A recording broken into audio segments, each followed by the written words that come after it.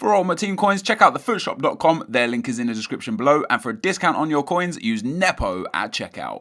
What's up guys, NepentheZ here, and welcome to the best legend team of all time. This, guys, will be what I consider for me to be the best legend team of all time, and potentially in one of the future FIFAs. Now, to take you through this, there is going to be some rules in place. First and foremost, the legend must be retired. There is one exception in my team. You'll figure it out, but the reason why it's an exception is because he's literally mid-40s now, and he's bound to retire eventually.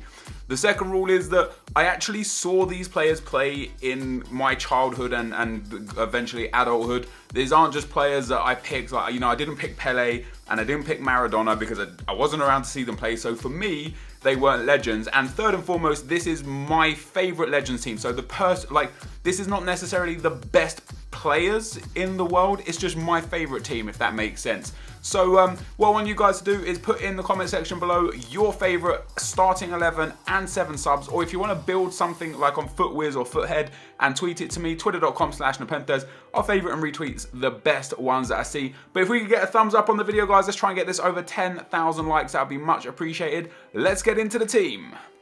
Okay guys, so the first legend in the team for me is Luis Figo. We're going to run through the bench first of all as well. Luis Figo, of course, most notably played for Barcelona, Real Madrid, also started his career at Sporting, ended at Inter, had a crazy good career. He was one of those players for me that was so exciting to watch. Like, I used to watch the BBVA a hell of a lot more than I do now. Actually, when I was kind of like sort of 12 years old to about 20 years old, I used to watch probably about 3 or 4 times the amount of football that I watch these days.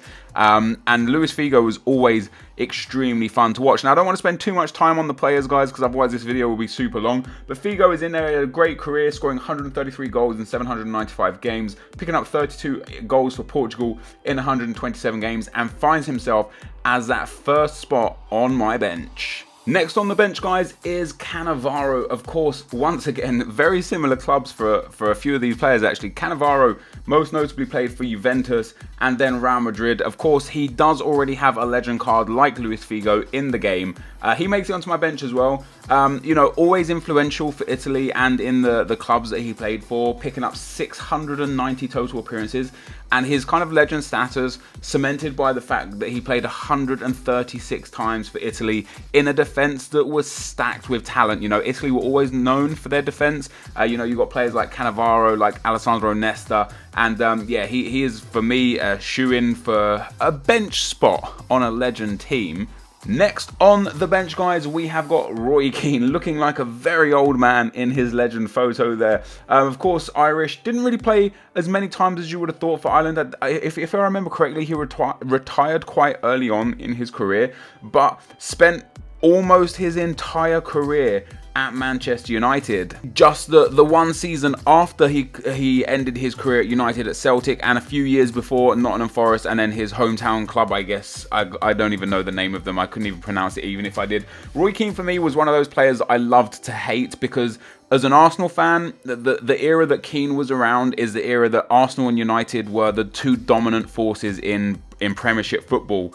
And, you know, the greatest midfielders in the Premiership, Roy Keane was one of them. And as much as I hate him because of who he was and what he represented, you can't deny his footballing talents. He is actually a third person that does have a legend card in FIFA. For whatever reason, EA have yet to release it, but it'll be interesting to see how he plays when his legend card is released onto the game. My next spot on the bench, guys, is a guy who is still playing football and is the one exception to the rule for this team, and that is because Rivaldo is almost 43 years old. And although he is a licensed player and still plays for the club that he plays for, he plays very, very, very rarely. From my understanding, he's gone in and out of retirement several times as well. Rivaldo, for me, one of the best Brazilians ever. You know, I remember watching him through mainly through Barcelona. As you can see, he played 813 total games, scoring 380 goals. Now, as a midfielder, that's absolutely outrageous. Also picking up 74 appearances for Brazil, scoring 35 goals. Of course, many people may remember him, especially the younger people that watch my videos. One of your lasting memories of Rivaldo would be where he took that dive in the World Cup. You know, the ball hit him in the foot. He went down holding his face. He's not the best-hearted player, but my God, the talent he had. If you guys remember that bicycle kick he scored for Barcelona Oh my God, and if you don't remember it, go and check it out because it was one of the greatest goals you will ever see in your life. Rivaldo gets a bench spot in my Ultimate Legend team. So guys, next up on the list is Lothar Matthäus. Once again, a player who does have a legend card in FIFA already. Of course, most noted for his time at Bayern Munich, spent two periods of time at Bayern Munich, also played for Inter and started his career at Borussia Mönchengladbach. Now for me, the era that he was around, the 92 to 2000 era, where I watched him the most at Bayern, was a time of dominance for Bayern. It was a time of dominance, not in terms of actually winning things for Germany, but definitely how they played.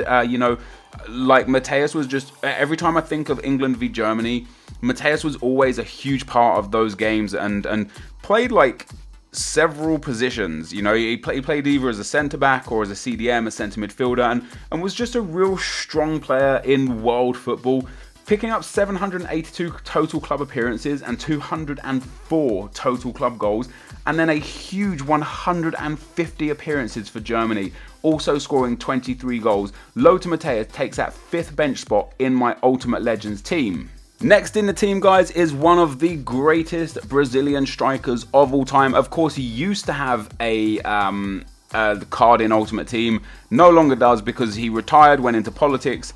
I don't know what the ins and outs of actually him being removed from FUT was, but he's no longer in it. But Romario, guys, was an outstanding striker. Now, he's not one that was really on the radar because he didn't play much in Europe. Of course, had a spell in Barcelona between 93 and 95. That was a little bit before my time. I would have been like 9, 10, 11 years old at that sort of age and was just starting to really get into football, But I did follow the Brazilian leagues largely due to Football Manager, funnily enough, or as it was called back in the day, Championship Manager.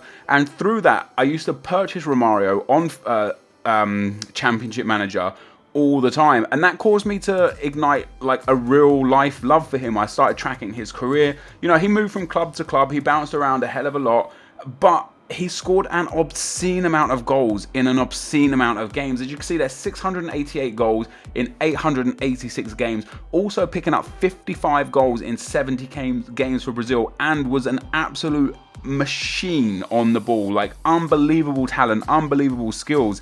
And he gets into my Ultimate Legends team as well as the 6th spot on the bench. So guys, next we have on the last spot of the bench, I thought it'd only be fitting if I did also put a goalkeeper on there. We've got some midfielders, some attackers, some defenders, and I thought let me put a goalkeeper and make this as realistic a bench as possible. And I put Peter Schmeichel in there, and once again, he's a guy I want to hate because of the fact that he played for Manchester United during their dominant years whilst I was an Arsenal fan.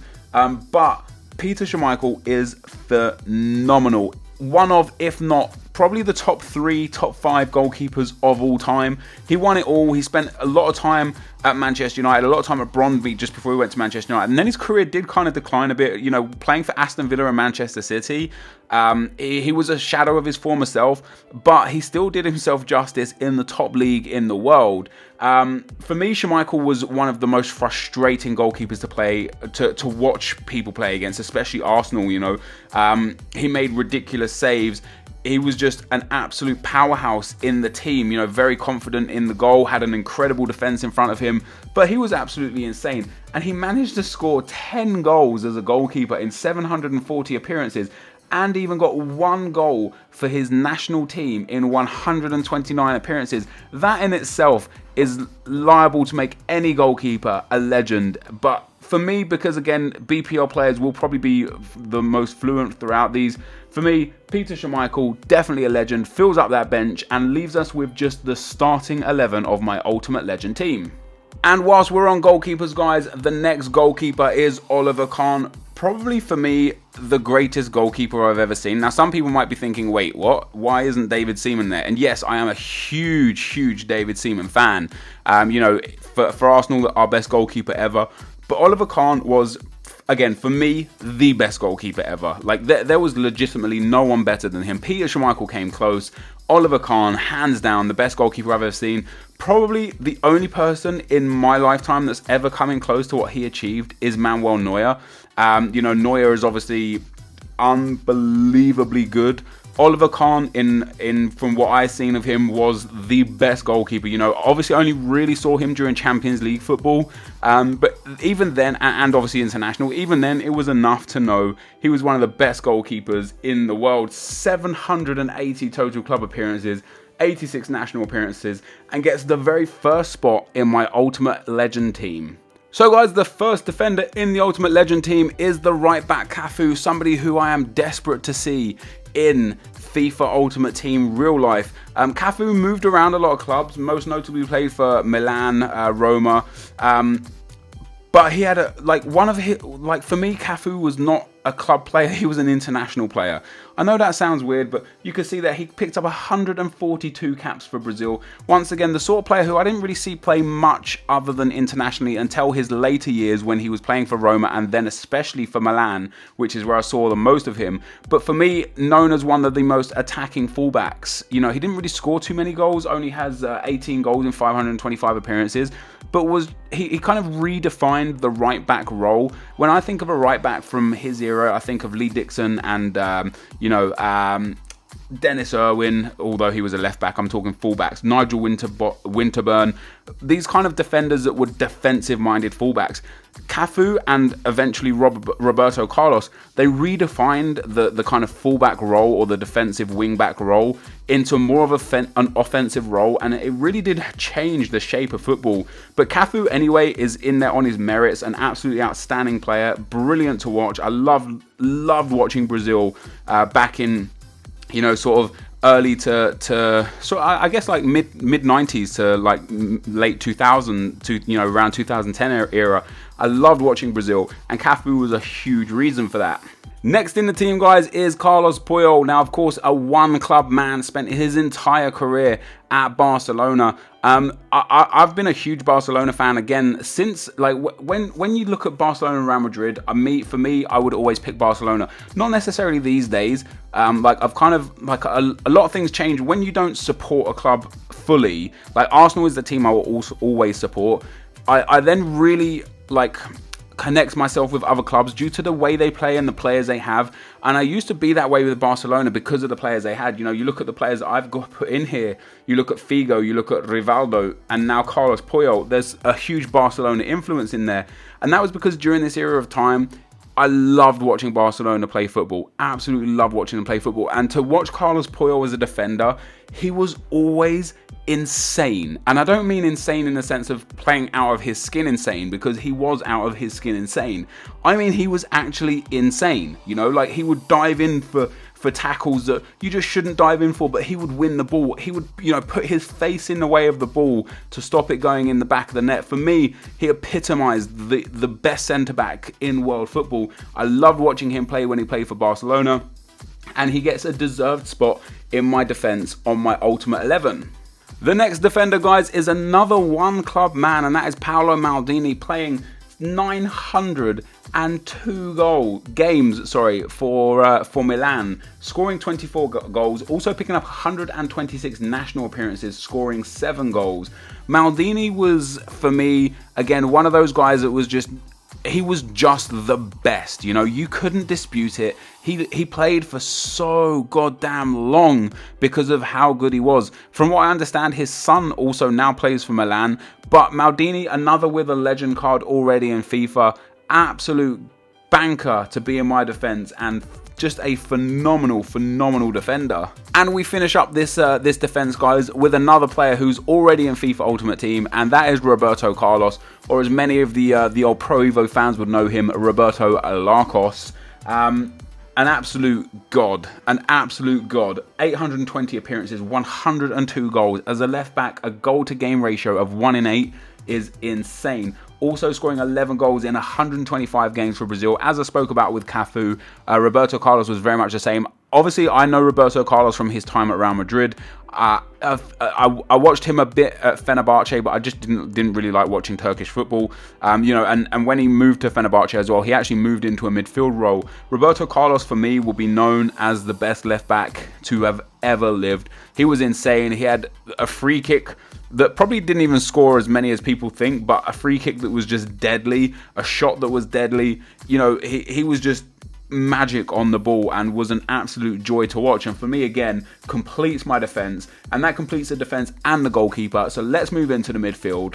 And the first midfielder on the team, guys, is yet another Barcelona link, and that is Ronaldinho. Now, Arsenal almost signed Ronaldinho from Paris Saint-Germain, but Wenger apparently didn't want to pay the money that PSG were asking for, so he went to Barcelona instead. It's one of those things where you think, my God, if you could have just known what he was going to turn into. He was already incredible at PSG. If you could have just known what he was going to turn into, would you not pay the extra 1, 5, 10, 50 million that you needed to pay for Ronaldinho? One of the greats of all time. Definitely one of the greats, like probably in the top 3 greatest in my generation. Really brought some kind of, just a certain like skill to football that we had never really seen in games as much as what Ronaldinho offered it, and paved the way for many players that now play football with that flair and with that, you know, extravagant ability to actually come through and not only be professional footballers but enjoy playing that way. Now, of course, Ronaldinho was most known for his time at PSG, at Barcelona, at Milan, bagging an incredible 276 goals in 694 games.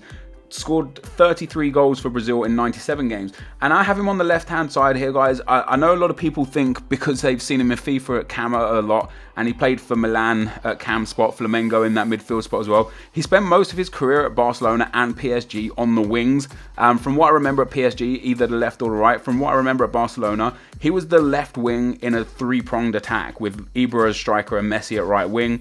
So, you know, I've got him on the left-hand side of midfield there, which I personally believe he will be if he gets a legend card. Be interesting to see your thoughts about that. But Ronaldinho there is the first guy in my midfield. And the next guy is another, wow, I'm kind of making these players all from BBVA almost. Zinedine Zidane is the next guy, guys. Again, I watched most of Zidane during his time at Real Madrid. Of course, will always be known for his headbutt on Materazzi as like the last thing he ever did in world football. Scored 125 goals in 681 games, but was much more a creator than an attacker. You know, he was one of the best creative players I have ever seen. I cannot wait to see if EA will give him a Legends card. Like Zidane and Ronaldinho together anyway would just be unbelievable in FIFA. Zidane had a crazy good career. I know it ended on a bad note, but for me will be memorized as one of the best players to have ever lived. You know, he was a joy to watch. Some of the things he did, the goals he scored against England in the Euros, one of them was a penalty, one of them was a free kick, and it was just magic to see him play football. And I got to see him during his best years, in my opinion, which was his first couple of years for Real Madrid. The goal he scored in the Champions League final, that swivel volley, he was just unbelievable to watch and created things out of absolutely nothing. Next, guys, we have got another legend that is in the game already today, and from what I can see is the first Arsenal player that I put in this team, which is crazy considering I'm a huge Arsenal fan. Now, of course, Vieira for me is a legend due to his time at Arsenal. He was one of those players that really helped Arsenal come through from being a mediocre team to being a title-winning and then unbeatable team, you know. Vieira was one of those players that would always dig deep for the team. He always put in that extra ounce of effort more than anyone else on the park. And, you know, that was testament to his skill and his abilities. Now, for a big guy and a guy that was known as kind of a defensive-minded midfielder, Vieira had some crazy skills and talents. You know, his trickery on the ball was awesome. I'm actually a little bit disappointed that in FIFA he only has 3-star skill moves. I think he deserves 4-star. I don't know if EA obviously didn't really watch much of his career. Vieira had the techers, man. Vieira had the techers. Played a whopping 651 club games, scoring 58 goals, 107 appearances for France, scoring 6 goals. Although, again, he has a legend card already in the game, he would be in my ultimate legend team. And that takes us, guys, to the last midfielder.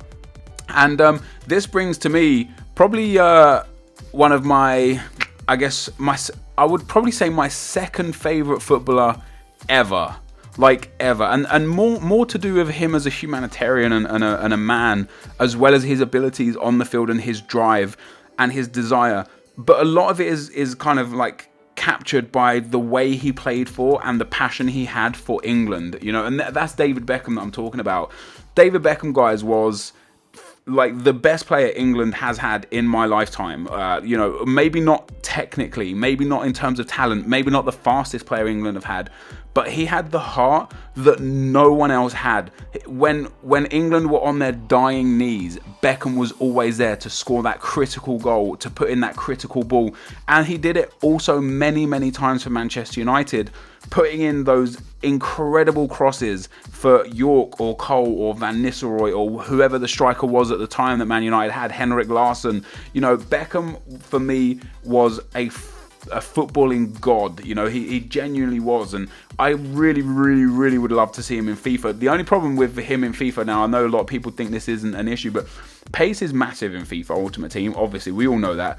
Beckham wasn't the most rapid of players, and I think that's going to be disappointing when his card eventually comes out, that he'll probably only have like 78 or 80 pace, and it will probably make him play really bad in the game, even though he was such a god in real football. But Beckham, guys, is the last player in the midfield and leaves just 2 spots in my team. So the first spot of those 2 guys goes to R9 Ronaldo, the real Ronaldo, Fat Ronaldo, the King Ronaldo. Again, spent time at both Barca and Real Madrid and Inter Milan and AC Milan, which is so true to so many of these players on this pitch. Ronaldo was one of the greatest of all time. Once again, I spoke about him when I did him in my top 5 legends I'd like to see in FIFA 16, so I'm not going to dwell too much on him. The dude was just insane. He was super fast. He had skills like you wouldn't believe. He scored incredible goals. He won absolutely everything you could win as an individual player. He scored 352 goals at the highest level in just 518 games, which is unbelievable, and got 62 goals for Brazil in 98 appearances. R9 Ronaldo, guys, fills in that 10th spot in my team and leaves place for just one man. Now, most of you will know who this man is going to be, but if you don't, it is going to be Thierry Henry. For me, the best player ever. You know, as an Arsenal fan, as a football fan, Thierry Henry was just God. Like, even now, the other day on Sky Sports, they showed Football's Greatest, and Thierry Henry was was the guy that they showcased. It warms my heart seeing him play football. When he came back to Arsenal for his loan spell from Major League Soccer and scored that goal in the FA Cup against Leeds, I watched that video clip every now and then, and just the atmosphere and the passion and everything about that goal just puts Henry in a nutshell. You know, he was always there for Arsenal when they needed him most. He is Arsenal's record goal scorer, our record league goal scorer, and in general, an absolute dominant force in the Premiership. And I cannot wait. I know he's just retired. I would wish, because EA have his rights right now, I wish they would do something with him for retiring. Give him a special card, give him a record breaker card, give him, like, add a new card to the game and give him a retired card. You know, like, do something for this man who has been so influential in football over the last 15 years. I could speak forever talking about how much I love Thierry Henry. But guys, he does complete my final player in this Ultimate Legends team for me. These are my top 18 legends that have played football in my growing up and in my lifetime, and I would love to see them all in FIFA so that we could build a team like this and have an absolute ball on FIFA Ultimate Team. But anyway, guys, this video has gone on for far too long, so thank you for watching. Hopefully you enjoyed it. If you did, be sure to leave a like, rating, comment, and subscribe to my channel if you haven't already. But for now, guys, I'm out. Peace.